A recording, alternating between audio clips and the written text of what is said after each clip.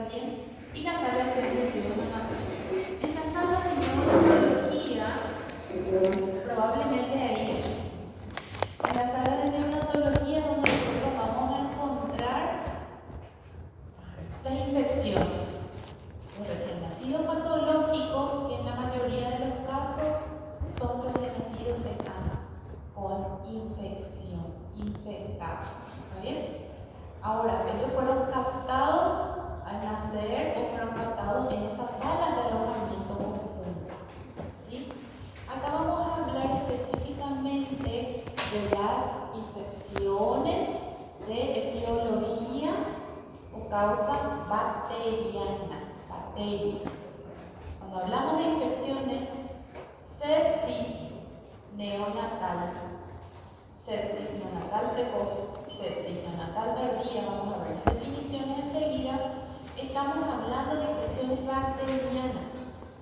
¿Por qué les estoy aclarando esto? Porque, pues, vamos a ver otro tipo de infecciones, que son las infecciones congénitas.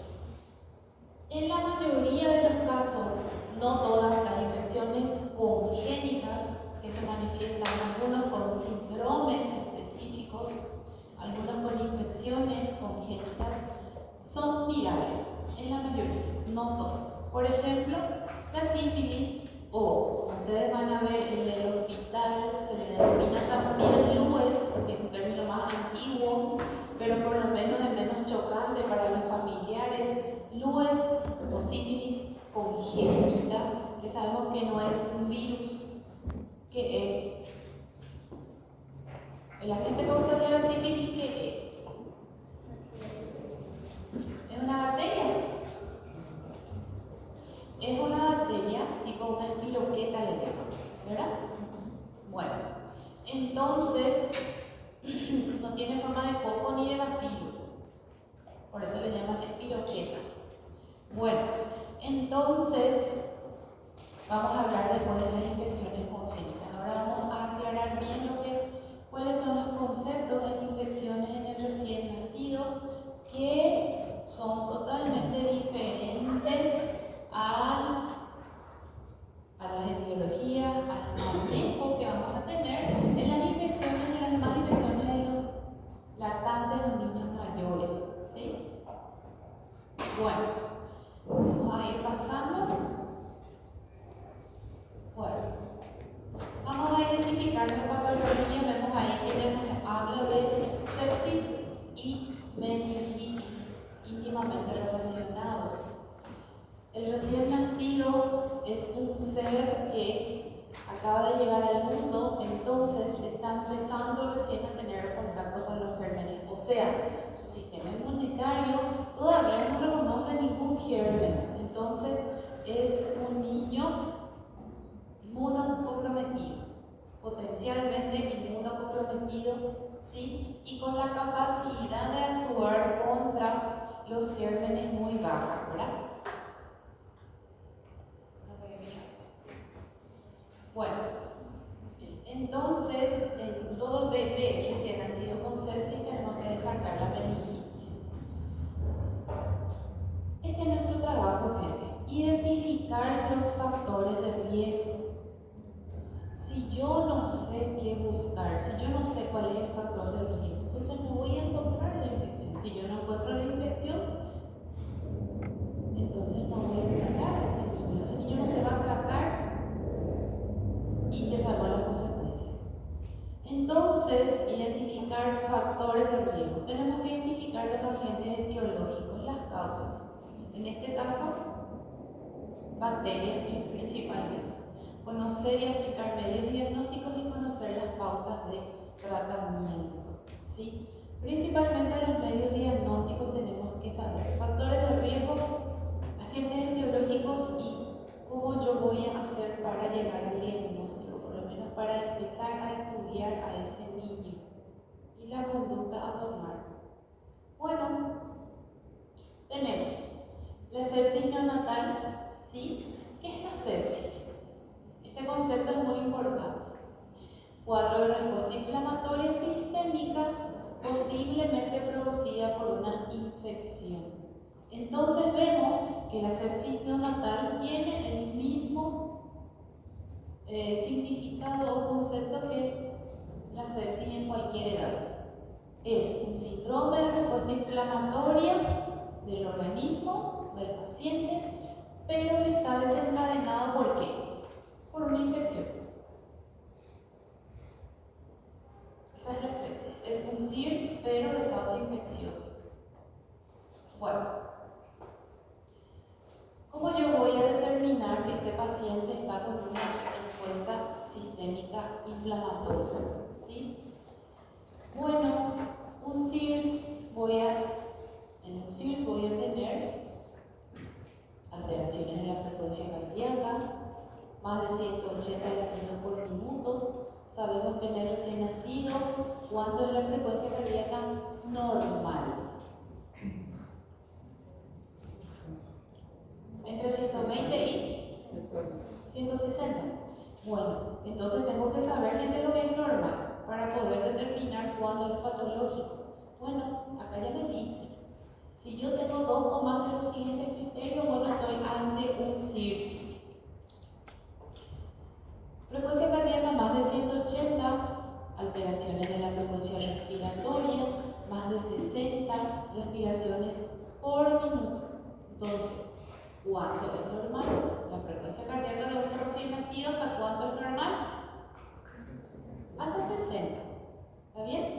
Bueno, disternias, o sea, aquí entra fiebre y también entra la hipotermia. Menos de 36 grados o más de 37.9. Alteraciones de la fórmula blanca, menos de 4.000 glóbulos blancos por milímetro cúbico, ¿sí? Alteraciones de los glóbulos blancos o más de 34.000 glóbulos blancos por milímetro cúbico. Y presencia de neutrófilos en bandas que son formas jóvenes, inflamatorias jóvenes, neutrófilos en bandas, ¿sí? Más de 10%. Estudios recientes incluyen evaluación del llenado capilar que dure más de 3 segundos. ¿Cuánto es la duración normal del llenado capilar? Más o menos en menos de 2 segundos. Entonces, si dura más de 3 segundos, tengo un llenado capilar enlentecido, ¿verdad? PCR, proteína C reactiva mayor a 10 miligramos por decilitro. La PCR, ustedes saben que a nosotros los pediatras nos encanta para evaluar el proceso infeccioso, pero más todavía, ¿para qué se utiliza la PCR? Para hacer el seguimiento de ese paciente que está con un proceso infeccioso en tratamiento antibiótico, ¿verdad? Bueno, una PCR más de 10 miligramos por decilitro, que sería una PCR positiva. Interleucinas que no están todavía arraigados su uso, que son factores proinflamatorios, ¿verdad? 16-SRNA, reacción en cadena polimerasa, que también son estudios muy costosos que todavía nosotros no tenemos. Entonces vamos a manejarnos más bien, como siempre, con la clínica. ¿Está bien? La clínica y nuestros viejos laboratorios, hemograma y PCR. ¿Está bien? Frecuencia cardíaca, frecuencia respiratoria, ¿sí? Llenado capilar, temperatura y nuestros glóbulos blancos con nuestra PCR. Bueno, la respuesta inflamatoria sistémica fetal. Acá estamos hablando de SIRS fetal. Está dada por dos o más de los siguientes. Vamos a volver a repetir para que se nos quede, ¿sí? Entonces tiene que quedar. Entonces yo cuando veo a un niño le tengo que parar la oreja, tengo que sospechar, bueno, este bebé está infectado. Frecuencia respiratoria más de 60 por minuto, más quejido, retracción o desaturación, ¿sí? Entonces, ¿qué es el quejido? La retracción son signos de dificultad respiratoria. Entonces, un bebé, un recién nacido con dificultad respiratoria, ¿sí? ¿Qué tengo que sospechar en primer lugar? Descartar una infección. infección sistémica, la sepsis. Entonces, quejido, retracción o desaturación y desaturación sería, ya hablamos de la inestabilidad térmica, ya sea fiebre o hipotermia, llenado capilar mayor de 3 segundos, glóbulos blancos menor a 4.000 por milímetro cúbico, 34 más de 34.000. Entonces, si yo tengo glóbulos blancos menor a 4.000, es un signo de mal pronóstico, un signo ominoso, si no es bueno eso en un bebé. PCR positiva y los demás que nosotros no tenemos. Entonces es un SIRS fetal, ¿sí? Ahora, si yo tengo uno o más criterios de SIRS fetal, más signos o síntomas de infección, entonces es una sepsis.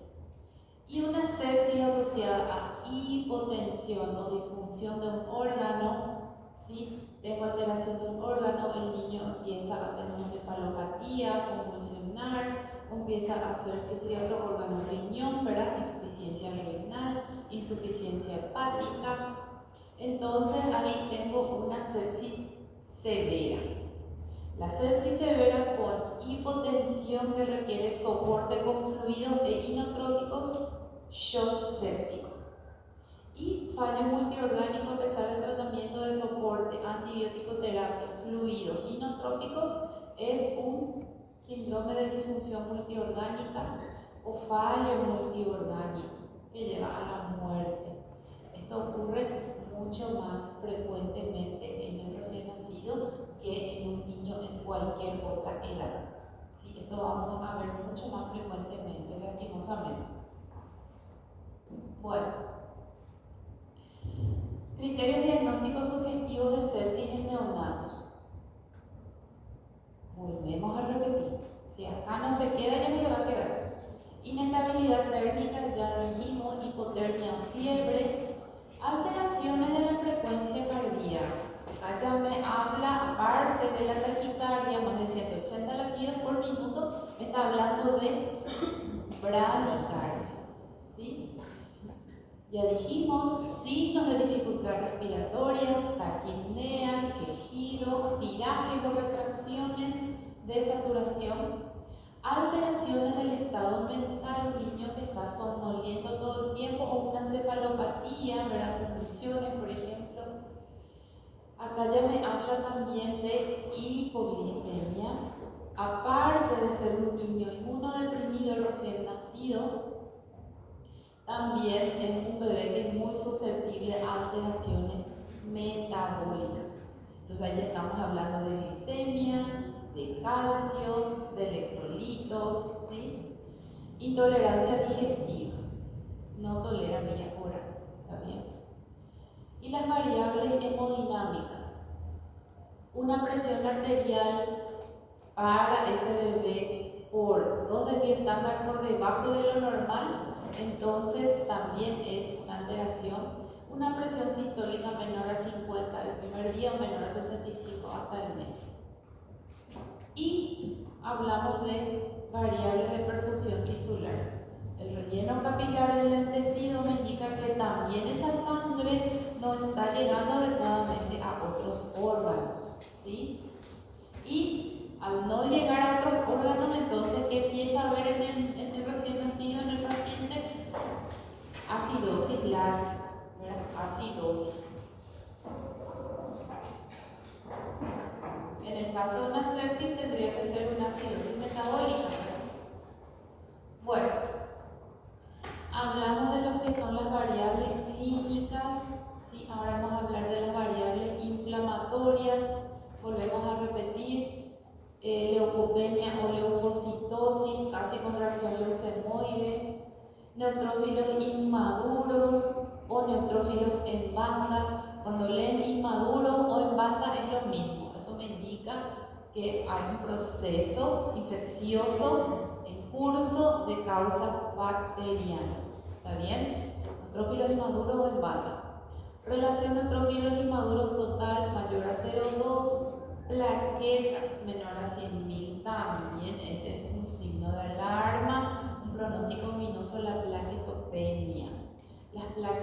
también se comportan como marcadores inflamatorios. Entonces, en muchas patologías infecciosas, nosotros bacterianas podemos tener plaquetosis, ¿sí? Como una elevación de un marcador inflamatorio, pero la plaquetopenia sí ya es más grave. PCR alta, procalcitonina alta, la interleucina y el 16 PCR positivo.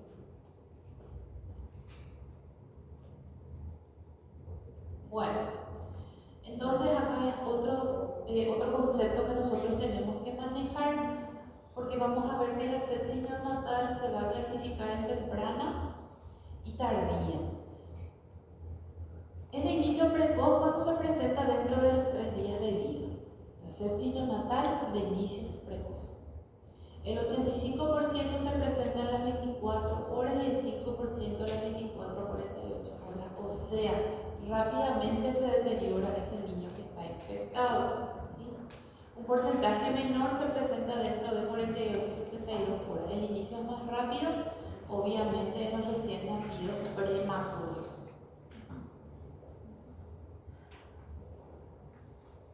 Bueno,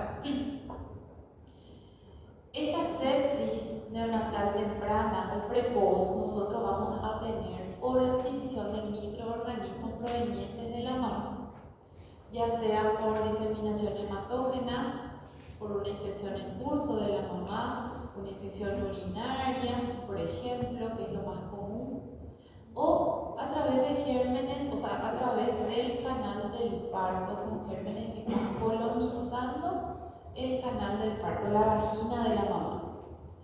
Bueno, infección transplacentaria o una infección ascendente del cuello del útero, sí, es lo que estábamos diciendo, y que son los gérmenes que colonizan las vías genitourinarias, y el recién nacido adquiere los microorganismos a su paso por el canal del parto colonizado al momento del nacimiento.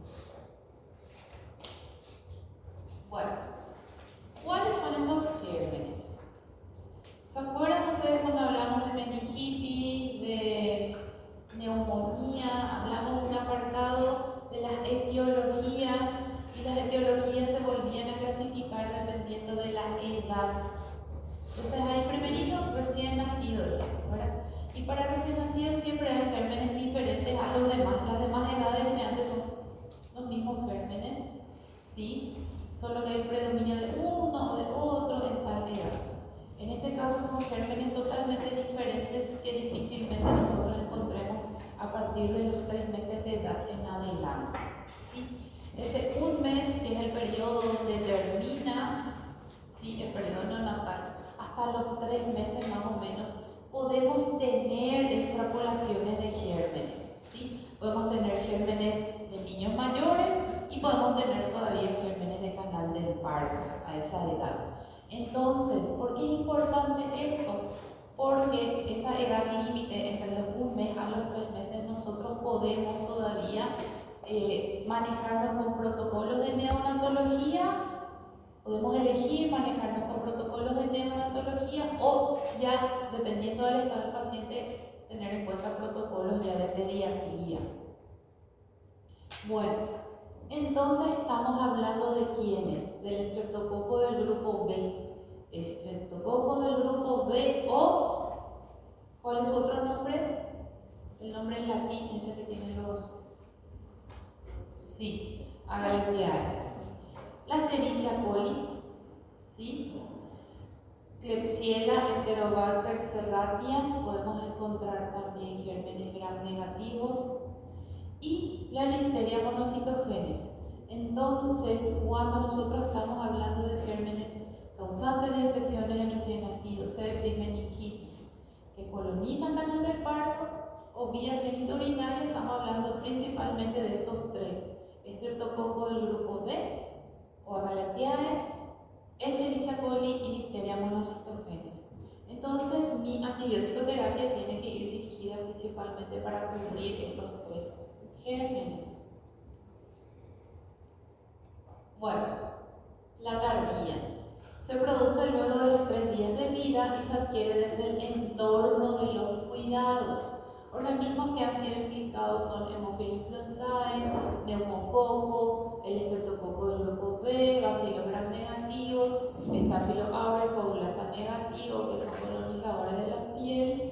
Cándida sp que está por todos lados, la Cándida que está donde sea. Entonces ahí vemos una mezcla de gérmenes de canal del parto con gérmenes de piel, que colonizan piel normalmente en cualquier persona, ¿verdad? Como los estáfilos, ¿sí? Y la cándida. Bueno, acá tenemos un cuadro, esto es lo que es muy importante que tengamos en cuenta para diferenciar ambos, ¿sí? Y poder fijar cuáles son las etiologías. En la sepsis precoz o temprana vamos a tener signos y síntomas antes de los 3 días de vida, hasta 72 horas de vida, y en la tardía luego de las 72 horas de vida.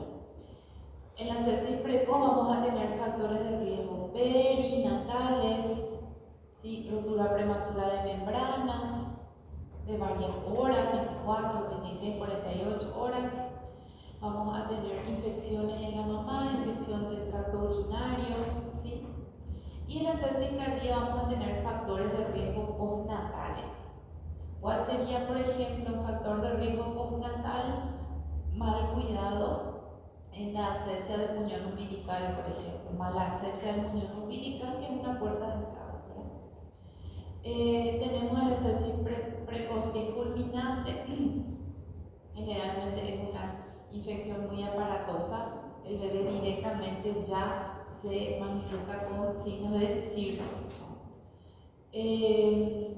Sepsis tardía tiene una característica de que podría tener una evolución más insidiosa, ¿sí? Entonces tiene más riesgo de meningitis. ¿Cuáles son los gérmenes de la sepsis precoz? Ya dijimos, volvemos a repetir, estreptococo grupo B, Escherichia coli, Listeria, Klebsiella o gérmenes gram negativos del intestino, ¿verdad? Gérmenes de la comunidad hospitalaria vamos a encontrar en la sepsis tardía. Podemos encontrar nuevamente estos gérmenes más otros como el Haemophilus influenzae, el neumococo y el estafilococo, ¿sí?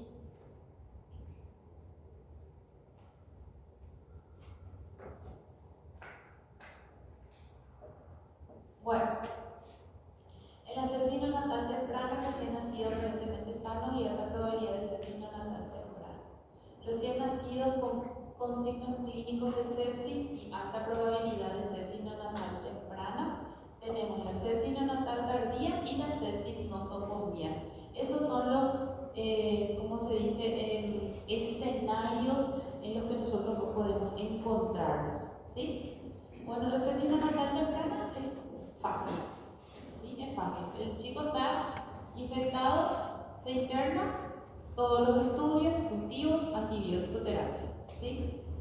Y luego tenemos los recién nacidos que están sanos, es lo que nosotros tenemos en la mayoría de los casos. Tiene factor de riesgo muy importante, tiene una alta probabilidad de sepsis, pero aparentemente está sano. Son bebés de mucho cuidado y generalmente el protocolo nos dice que tenemos que tratarlos como niños con sepsis o recién nacidos con sepsis. Luego tenemos el recién nacido con signos clínicos de sepsis y alta probabilidad de sepsis neonatal temprana, sepsis neonatal tardía y la sepsis nosocomial vamos a ver también. En la sepsis nosocomial evidentemente que vamos a tener gérmenes que están implicados en infecciones asociadas a los cuidados de la salud de cualquier edad, pero estos gérmenes no van a ser los mismos en todas las ciudades, en todos los hospitales. Cada hospital tiene su bichito. Cada hospital tiene que identificar, ¿sí? Se tiene que identificar cuáles son los gérmenes que están colonizando ese lugar y que suelen producir las infecciones. Bueno, ¿cuáles son los factores de riesgo para la sepsis neonatal? Ruptura prematura de membranas, ¿sí? Ruptura prematura de membranas significa cuando se rompen las membranas, pero la mamá todavía no está en trabajo de parto o todavía no es un embarazo de término. Ruptura prolongada de membranas, ahí ya tenemos generalmente cuando el bebé es de pretérmino o término, se toleran diferentes tiempos, ¿sí? Generalmente, si es de término, yo tomo como riesgo de infección una rotura a partir de 24 a 36 horas. Pero si el embarazo es de pretérmino, ya es de riesgo entre las 12 a las 24 horas de rotura, menos tiempo se tolera. Coriomionitis, cuando hay signos clínicos de infección, ¿sí? Porque el líquido amniótico, o sea, esa cavidad uterina está caliente, el líquido amniótico ya tiene una característica de purulento, ¿sí? La mamá está febril. ¿Cuál es otro factor de riesgo? Una infección urinaria no tratada en el tercer trimestre del embarazo, en el caso de que sea un parto de término, ¿verdad? Fiebre materna, obviamente, y una mamá que esté colonizada por el estreptococo del grupo B, ¿sí? Por eso hace parte del control prenatal el estudio de secreción vaginal del estreptococo del grupo B. Si se detecta, eso se tiene que tratar, ¿sí? Porque sabemos que es un germen que puede producir una infección muy grave, una sepsis en el recién nacido. Bueno, y tenemos principalmente los factores de riesgo en el recién nacido. Obviamente prematurez, bajo peso, ¿sí? Prematurez con bajo peso es igual a retardo de crecimiento intrauterino, asfixia perinatal, ¿sí? Hipoxia perinatal, sexo masculino es un factor de riesgo y la gemelaridad también. La gemelaridad es un factor de riesgo siempre en cualquier embarazo, para todo, para prematurez, para infecciones, para asfixia. Bueno, nos dice que la coriomionitis, o sea, la infección de las membranas ovulares, membranas líquido, es el mayor factor de riesgo para la sepsis neonatal temprana. El diagnóstico se basa en la presencia de, eso estuvimos diciendo, fiebre materna, ¿sí? Y dos de los siguientes: mamá, aparte del carfebril, tiene que tener un laboratorio con leucocitosis, ¿sí? Más de 15.000 células por milímetro cúbico. Ven acá la diferencia entre el contagio de celularidad de la mamá y del bebé, ¿sí? Entonces, en el recién nacido se toleran valores mucho más extremos, en el adulto ya no. Taquicardia materna, taquicardia fetal, sensibilidad uterina y o mal olor del líquido amniótico. Entonces, estos son signos y síntomas que nos ayudan a diagnosticar la corioamnionitis, que es el mayor factor de riesgo para la sepsis. Bueno, es un dato epidemiológico. Nos dice que en una gestación de término con membranas intactas, en menos del 1% se han cultivado organismos a partir del líquido amniótico. Entonces, nos dice que el líquido amniótico prácticamente es un líquido estéril. Siempre tenemos que tomar al líquido amniótico como un líquido estéril, ¿sí? En las mujeres con membranas intactas y trabajo de parto prematuro, la tasa de invasión microbiana de la cavidad amniótica es de 32%. Y si hay ruptura prematura de membranas, la tasa puede ser alta como 75%. ¿Sí? Ven como la ruptura prematura de membranas dobla o casi triplica, inclusive podemos decir, el riesgo de que esas membranas se colonice con un germen, ¿verdad? Bueno, nuevamente, factores de riesgo para sepsis neonatal temprana: parto prematuro, colonización materna con el estreptococo del grupo B, ruptura de membranas de más de 18 horas, signos o síntomas maternos de infección intraamniótica, ya dijimos. Volvemos a repetir. A partir de 18 horas ya se considera como un factor de riesgo. Bueno, diagnóstico de sepsis. Vamos a volver a repetir. El diagnóstico clínico de sepsis en el recién nacido es difícil. ¿Por qué? Porque muchos de los signos de sepsis son inespecíficos y se observan con otras condiciones que no son infecciosas. ¿Sí? Hablamos nosotros de qué? De signos clínicos de dificultad respiratoria, ¿verdad? Sabemos, vamos a hablar de que la dificultad respiratoria en el recién nacido engloba una serie de patologías que tienen que ver con patologías respiratorias, principalmente en el prematuro, como la enfermedad de membrana hialina, y en el niño de término tenemos otras patologías que ya pudieran tener origen cardíaco, por ejemplo, como hipertensión pulmonar persistente, persistencia del ductus arterioso permeable, ¿sí? Bueno, aunque el examen físico normal es una prueba de que la sepsis no está presente, puede ocurrir bacteremia en ausencia de signos clínicos. En el niño recién nacido, la bacteremia es mucho más fácil de ocurrir y más frecuente que en un niño que ya no es neonato. Las pruebas de diagnóstico no son útiles para decidir qué recién nacido requiere terapia antimicrobiana empírica, pero puede ayudar en la decisión de suspender tratamiento. ¿Sí? ¿Por qué nos dice, nos puede ayudar en la decisión de suspender tratamiento? Entonces ella nos dice de que el niño, bueno, yo tengo una mínima sospecha o un factor de riesgo de infección, antibiótico. Y ahí empiezo a estudiar al niño, controlar clínicamente. Entonces, si tengo todas las condiciones, ahí suspendo. Lo contrario a lo que yo actuaría en un niño, por ejemplo, de 6 meses o de 1 año. Yo puedo controlar clínicamente, evaluar laboratorio y de acuerdo a eso decido iniciar antibiótico. Aquí no. Aquí lo más probable es que yo ya inicie directamente antibiótico y dependiendo de la evolución clínica laboratorial, suspenda. ¿Está bien? Bueno, volvemos a repetir. En el hemograma vamos a evaluar la presencia de leucocitos, leucocitosis, leucopenia. ¿Sí? El número de neutrófilos totales, el número de neutrófilos inmaduros o el porcentaje, ¿verdad? Neutrófilos inmaduros en banda y la índice de la relación entre los totales y los inmaduros. Plaquetas es muy importante luego de los leucocitos. Reactantes de fase aguda, aparte de la PCR, la eritrosedimentación, podemos utilizar también la procalcitonina. En los recién nacidos es mandatorio descartar meningitis, entonces función lumbar. ¿Sí?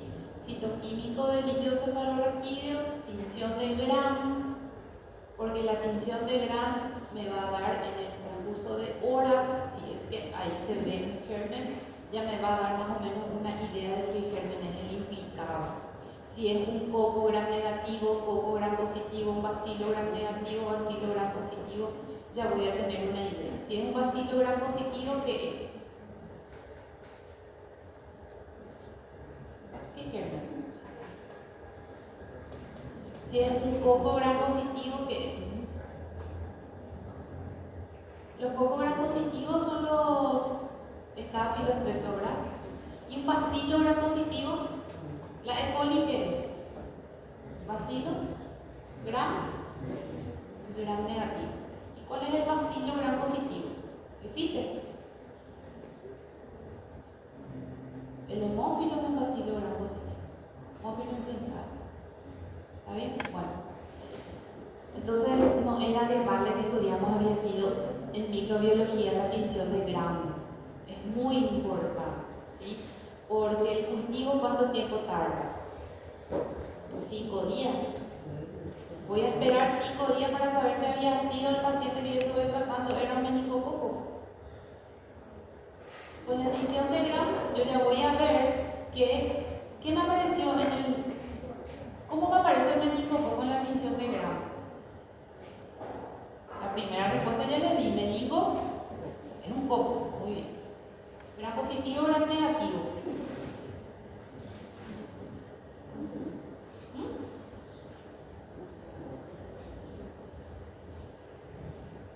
Si me aparece coco gram negativo, este es meningococo, Neisseria meningitis. Entonces, ¿qué se hace? profilaxis. Para mí, yo le estoy tratando a ese paciente, estoy en contacto con ese paciente con meningitis. ¿Está bien? Bueno, entonces no hace falta que se estudió el gramo. Bueno, estas son estadísticas, ¿verdad?, de estudios en las cuales en esta tabla se compara la sensibilidad y la especificidad de cada uno de los métodos auxiliares de diagnóstico, incluido el hemocultivo, ¿verdad? El hemocultivo tiene una sensibilidad de 11 a 38%, o sea, no suele ser frecuentemente positivo, pero tiene una especificidad de 96%, o sea, cuando es positivo es ese. ¿Está bien? Y así tenemos comparación de sensibilidad, especificidad, valor predictivo positivo, valor predictivo negativo de todos y cada uno. Ahora mismo, para fines de la clase de ustedes, no es necesario que, es para que puedan mirar nomás y tener en cuenta, pero no es para memorizar ni nada, tampoco nos va a salir en el examen. Bueno, volvemos a repetir. Yo le pedí su hemograma y le pedí PCR de eritrosedimentación a mi paciente. ¿Qué más le pido? ¿Se acuerdan que dijimos cultivo? En el caso de neonatología, ¿cómo se va a decir? ¿Cómo vamos a llamarle? Policultivar. ¿Sí? En neonatología es policultivar. Entonces, cuando hablo de policultivo, hablo de hemo. ¿Qué más? Urocultivo y titiocefalopatía. Principalmente. ¿Sí? Ahora, si tengo líquido pleural, cultivar líquido pleural. ¿Sí? Aspirado traqueal, ¿en qué caso? En paciente intubado, ¿verdad? En paciente intubado cultivo aspirado traqueal, en paciente intubado, y hago PCR. Aquí todavía no tenemos, ¿verdad? En Argentina, en Brasil estamos teniendo los paneles de PCR, pero acá todavía no. Bueno, evaluación. La identificación de recién nacidos que parecen sanos con alta probabilidad de sepsis de aparición temprana que requieren antimicrobiano un poco después del nacimiento. Edad gestacional menor o mayor a 37 semanas, presencia o no de coria amnionitis. Entonces eso es lo que yo voy a evaluar, ¿sí? Voy a tener en cuenta la edad gestacional y la presencia de signos locales de infección. Corioamnionitis, no hay vuelta que dar. ¿Sí? Bebé infectado, recién nacido infectado. Bueno, no les voy a torturar con esto, porque yo misma no me torturo con el inglés. Es una tabla donde se repite todo lo que estuvimos hablando, ¿verdad? Factores de riesgo, el diagnóstico, qué antibiótico vamos a utilizar. Ven aquí que ya le agregan luego de los métodos de diagnóstico ya antibiótico. ¿Está bien? Y luego el manejo, ¿sí? Dependiendo del resultado de los cultivos, ¿sí? Blood cultures.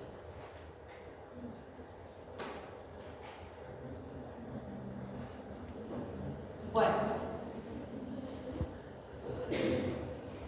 cualquier empeoramiento de la condición del niño debe incitar a iniciar ATV después de haberse obtenido los cultivos, ¿sí? Eso es muy importante. Si yo estoy a punto de iniciar o ya decidí iniciar antibiótico, cultivar antes, no se olvide, no vale la pena cultivar luego de la primera dosis de antibiótico, antes tengo que cultivar, ¿está bien? Bueno, acá tengo un esquema, ¿sí? Para que podamos ubicarnos un poquito, guiarnos. Si yo tengo, para resumir un poco, signos, síntomas de sepsis neonatal. Si no tengo que evaluar la edad gestacional, ¿sí? Si yo tengo un bebé que es prematuro, tiene una edad gestacional de menos de 37 semanas y tengo una evaluación limitada, tengo que observar durante 48 horas. Si se sospecha de sepsis, evaluación completa y tratamiento empírico.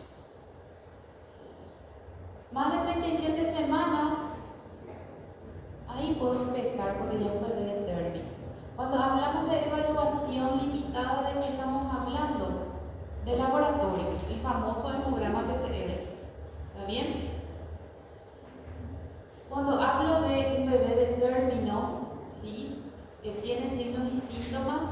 pero es de término no laboratorio, no tratamiento, observación mínima durante 48 horas, o sea, que no tenga signos y síntomas, ¿verdad? Observo durante 48 horas. Pero si el bebé sí tiene signos y síntomas, ¿sí? Entonces, laboratorio completo, hemograma PCR, cultivos y se inicia un tratamiento empírico, antibiótico. Ahora, en el caso de la mamá con signos y síntomas de coriomionitis, si tiene fiebre más de 38,8 y el bebé está con signos y síntomas de sepsis neonatal, bueno, no hay mucho que discutir, no hay mucho que decidir, que pensar, ¿sí? Si el niño tiene, entonces laboratorio completo y tratamiento empírico. Ahora, si la mamá está enferma, la mamá tiene fiebre, pero el niño está asintomático, o sea, es un niño sano, entonces le pido laboratorio, lo observo 48 horas y se sospecha de sepsis, una evaluación completa, cultivo e iniciar tratamiento antibiótico.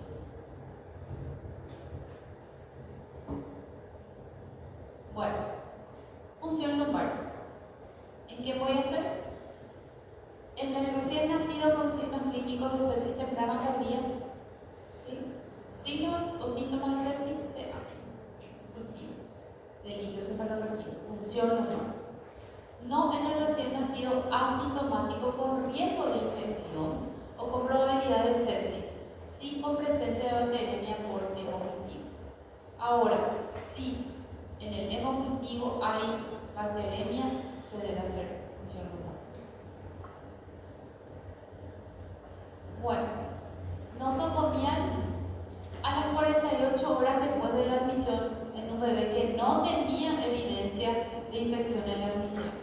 Entonces, un bebé que se internó por una cardiopatía, un ducto arterioso permeable, hipertensión pulmonar persistente, taquipnea transitoria recién nacido, o un bebé que se interna para luminoterapia por ictericia, por hiperbilirubinemia, entonces es un bebé que probablemente no tenía evidencia de infección, tenía evidencia de infección en la admisión, ¿sí?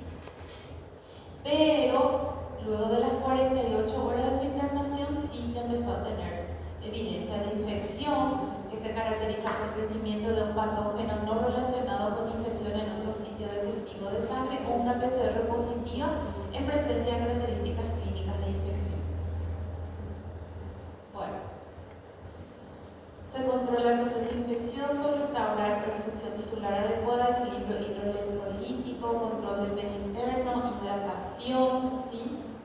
Si el bebé necesita neutrópico, bueno, se utiliza oxígeno, asistencia respiratoria mecánica según necesidad, ¿sí? Tratamiento antibiótico, ¿sí? Una sepsis neonatal precoz, doble antibiótico terapia, doble.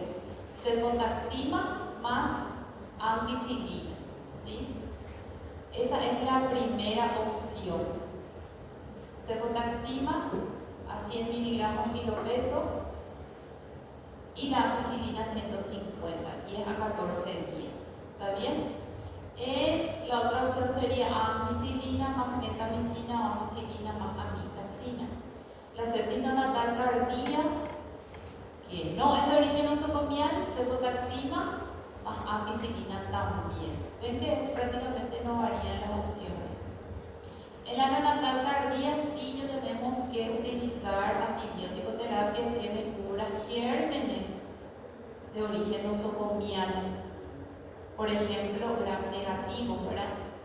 Piperacilina o ceftazidima más amikacina. Meropenem, vancomicina. Lo que tiene que quedar aquí, el tratamiento es cefotaxima más ampicilina, ¿sí? Generalmente, según recomendación de los infectólogos, el niño está con infección, con signos clínicos, cefotaxima más ampicilina. Ahora, si el niño tiene una alta probabilidad, factores de riesgo maternos, el niño no está con signos de sepsis, pero en el laboratorio sí está alterado, yo decido tratarlo como una sepsis neonatal, entonces podemos utilizar en ese caso la ampicilina más gentamicina o ampicilina más amicacina. ¿Está bien? Bueno, descartar toque meningio, como yo descarto toque meningio, ¿sí? Esperando el citoquímico liposomaloraquídeo cultivo, o sea, hay que hacer función para descartar toque meningio. ¿Sí? Generalmente la duración 7 a 10 o 14 días dependiendo del germen aislado. ¿Sí? Generalmente si son gram positivos, estafilo en compañía, los 7 a 10 días, se tiende a 14 días en el caso de gram negativos. Bueno, si yo obtengo el germen y tengo antibiograma, sí yo puedo ajustar a la sensibilidad. Si es sensible solo a ampicilina, me quedo con ampi, solo cetotaxina, me quedo con cetotaxina. ¿Está bien?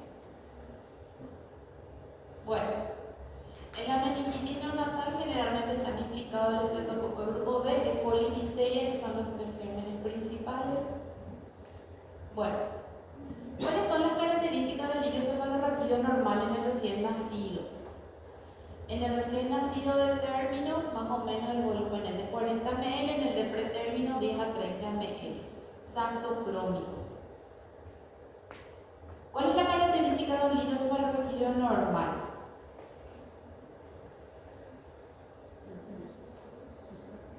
Cristal de roca le dicen. Transparente. No conozco el cristal de roca, pero sé que es transparente. La glucosa normalmente tendría que ser la glucorraquia, ¿verdad? 50-70% de la glicemia sanguínea, glicemia. Proteínas. Vamos a ver que el valor del recién nacido de término podría llegar a 20, entre 20 y 170 miligramos por decilitro con una media de 90, y en el pretérmino tenemos más alto, entre 65 y 150, una media de 115. Y valores mucho más altos en el recién nacido de pretérmino de muy bajo peso al nacer. La celularidad, ven ustedes que tiene una mayor variación que en un niño normal, prácticamente una celularidad casi nula en un líquido normal, pero en un recién nacido podemos tener de 8 a 32 células por milímetro cúbico en la primera semana. En el de término 0 a 10 células por milímetro cúbico y en el de pretérmino hasta 44 células por milímetro cúbico. Y la presión. En el caso de que el niño tenga una meningitis, se repite la punción lumbar a las 48-72 horas. El caso que se aísle el germen, ¿sí? Tomografía de cráneo con contraste, considerar ventriculitis o abscesos cerebrales, ¿sí? La duración del antibiótico depende del germen, de la evolución clínica del paciente y de la negativización de los cultivos. Acá vemos la duración del tratamiento antibiótico dependiendo de cuál es el germen implicado en la meningitis neonatal. En el caso de listeria 14 días, estreptococo grupo B 14 a 21 días y bacilos gram negativos 21 días o más como mínimo. ¿Sí? Es diferente en el caso de que sea una sepsis sin toque meningio. Una sepsis con toque meningio ve que como mínimo una semana más se aumenta el tratamiento. ¿Sí? ¿Cuáles son los tratamientos coadyuvantes? En el niño que está en mal estado general le cuesta responder al tratamiento, inclusive se hace inmunoglobulina, factor